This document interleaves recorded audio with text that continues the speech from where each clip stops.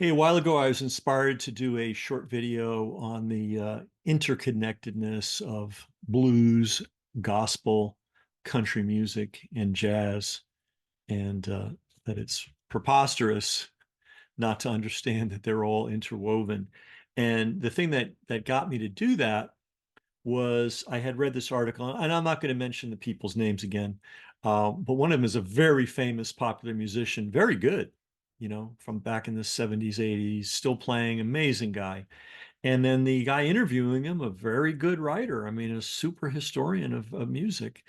But what kind of, I don't know, ticked me off about this interview was the famous pop musician was talking about his parents who were country people and he couldn't understand how his older relatives who grew up in the country knew so much about music. It was just a mystery to him and how sophisticated they were musically. And even this guy that has written some really good books about the history of music, he kind of chimed in and agreed. And I don't get it. So I want to continue on my rant about this subject. This is a book, wonderful book called Me and Sister Bobby. uh, uh, Willie Nelson and Bobby Nelson. They were brother and sister. Bobby's passed away. Uh, Luckily, at this recording, Willie's still with us. Um, and they clearly had a hard scrabble country life. Like they weren't always sure they were going to eat. There were some problems with the parents, and Bobby and Willie were raised by their grandparents in Abbott, Texas, somewhere between Dallas, I think he said, and Waco. So they were out there. And I just found a few little things I want to talk about, things, just things that he and Bobby casually referred to throughout the book. It's a beautiful book. He writes a chapter, she writes a chapter. He writes a chapter, she writes a chapter. They're all really short. It's bite-sized, give you great insight, not only into their lives, but into the musical milieu into which they were born. And again, this is rural Texas, hard scrabble. So he talks about idealizing Roy Rogers, Gene Autry, Tex Ritter, and Lash LaRue. Now, I just got to go off on this tangent. You know who else liked Lash LaRue? Sonny Rollins.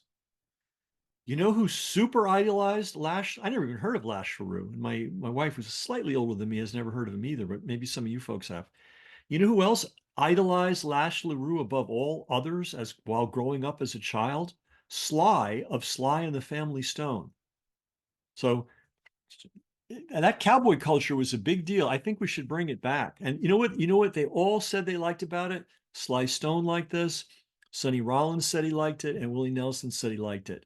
There was good and there was bad, and the good was fighting the bad, and the good won. I mean, do we even see stories like that anymore? Okay, so anyway, off on that tangent. Now let me get back to something from that Willie also said. So he's learning all this different kind of music. He loves it all. And he says, if that isn't enough, now remember, they're out in the boondocks, hard scrabble, not wealthy people. If that wasn't enough, we had a little Philco radio that's pulling in stations everywhere from Shreveport to Chicago. And I assume that it includes New Orleans. Here's Benny Goodman and his big band from the Roseland Ballroom playing Sing, Sing, Sing. Here's Bob Willis and his Texas Playboys with San Antonio Rose. The Ink Spots are crooning If I Didn't Care. Coleman Hawkins is blowing Body and Soul. I love it all. This is a teenage boy with, at that time, a limited horizon, growing up in rural Texas in the Depression. Swing makes sense, honky tonk makes sense, jazz makes sense. It all makes me happy, works me up or calms me down, sometimes both at the same time, firing imagination and soothing my jittery soul. And don't we all have those? And when you read about what these two kids went through as children, and even in their young adulthood, hard scrabble, hard scrabble. All right, what else do we have here? We've got Sister Bobby, who was a fine pianist. uh, talking about how she just made the easy transition from What a Friend We Have in Jesus to Waltz Across Texas. I liked all the styles. And Willie had proven to be a good singer. They had a band together. So if our peers wanted to boogie woogie or jitterbug, my brother and I could get them going. So as kids, they were not only playing music, they were playing music in all styles. And why were they playing music in all styles? Because their peers, the teenagers of the late 1930s and early 1940s, uh, loved all music, even though they were from rural Texas. All right, what else do we have here? Um, we got Willie Nelson talking again. Here we go. And I know I'm beating this horse, and maybe I should lighten up on the horse, but still, remember, rural Texas, hard scrabble, fatherless, motherless family, didn't have 2 cents to rub together. He used to pick cotton for $8 a week. That's how they put food on the table when he was a boy. All right. So no advantages here. No college, you know, none of that. I was a scrappy 13-year-old kid in love with every kind of music coming out of our little Philco. Bing Crosby, Louis Armstrong, Floyd Tillman, Roy Acuff, Jack Teagarden, and especially Bob Willis and his Texas Playboys. Let's see, continue. Let me see if I can find some more of these references. Um, yeah, here's Bobby. I'd grown up on composers like George Gershwin and Cole Porter, whose work was beautiful. I'd always been enchanted by the lush melodies and the poetic lyrics of songs like My Funny Valentine, Night and Day, Body and Soul, and Fools Rush In. What else? Do we have any more references? But I think you're getting the picture here. Uh, oh, again, here's Willie Nelson. I guess he right before he went off to boot camp, so he was a young fellow. I discovered Django Reinhardt, the Romani guitarist who grew up in Belgium. No other musician has had a greater influence on me. I love this little detail. Some local guys who'd fought in World War II in France, where Django played, gained his fame, brought back his records. They knocked me clean off my feet. He had a style all his own. It was swing, it was jazz, but it was also something I'd never heard before. I felt like his guitar was talking to me. Django filled every song he played, even sad songs, with pure joy. His songs were like little stories.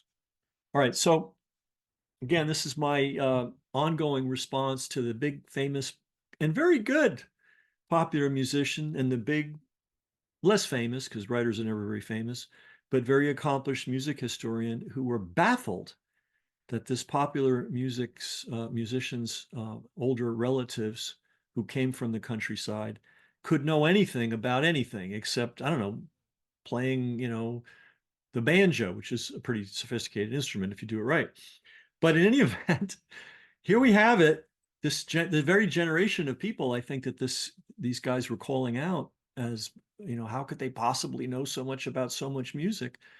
Well, the music was in the air, and they didn't categorize. I wanted to end this with something I saw down in Mexico City. And that's another part of the world.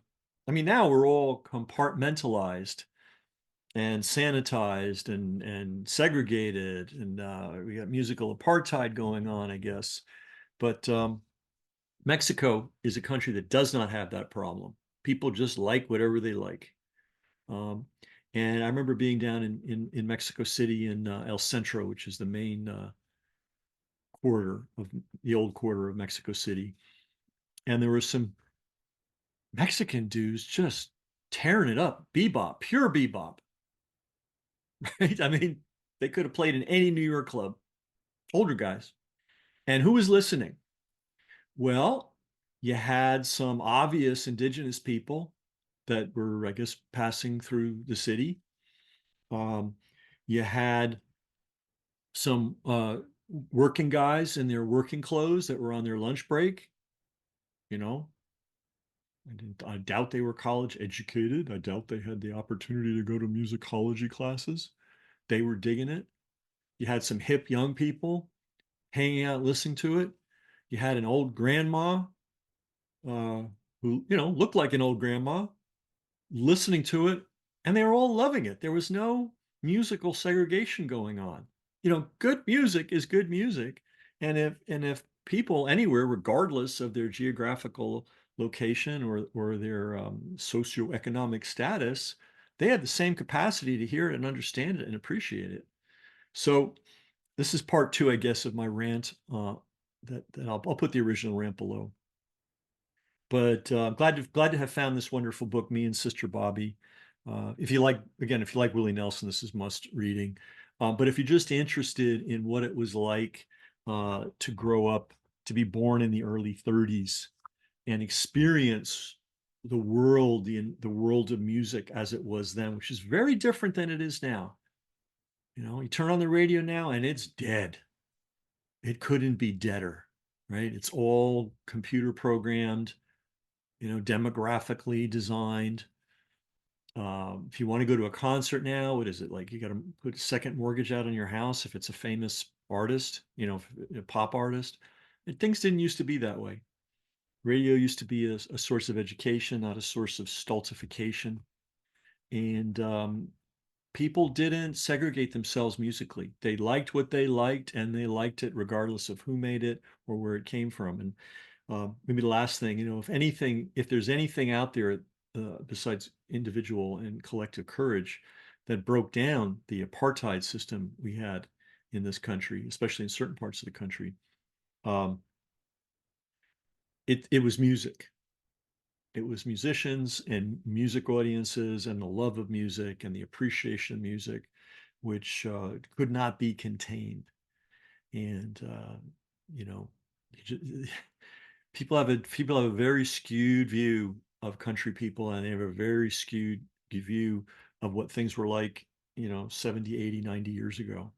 I think in some very important ways, uh, folks were a lot more, not everybody, but uh, there was a whole lot of enlightenment going around then, and people weren't carrying banners about it; they were just living it. So anyway, that's my riff on this subject.